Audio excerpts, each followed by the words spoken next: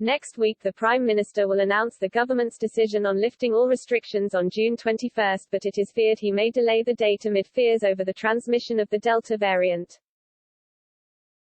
Although the government has ramped up its vaccine rollout, which now includes those over 25, ministers are believed to have been given a downbeat assessment of the data.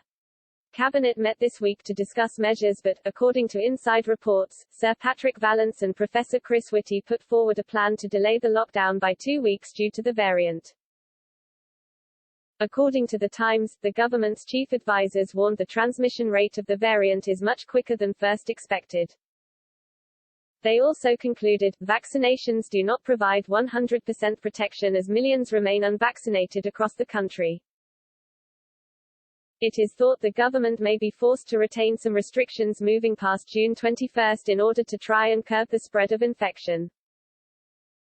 By delaying the June 21 date, it is hoped all over 50s could be fully vaccinated while giving time for the jabs to take full effect. One cabinet source added, they emphasized again that the vaccine did not provide 100% protection and there were real concerns about the transmissibility of the new variants. I think you're looking at a delay of between 2 weeks and a month. As long as we have fully opened things up by the school holidays, then I don't think the political damage will be too great.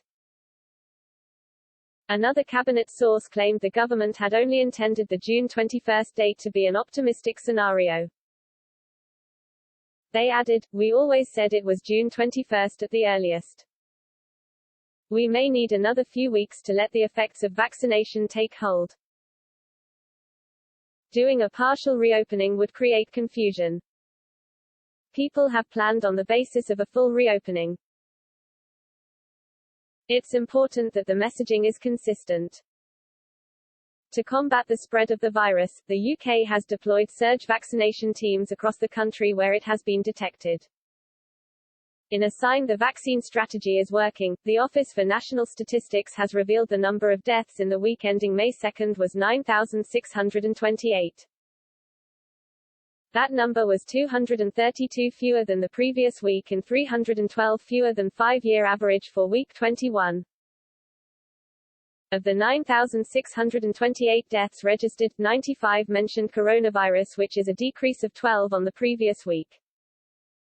According to the government's own data, 259,941 people received a second shot of the vaccine on June 7.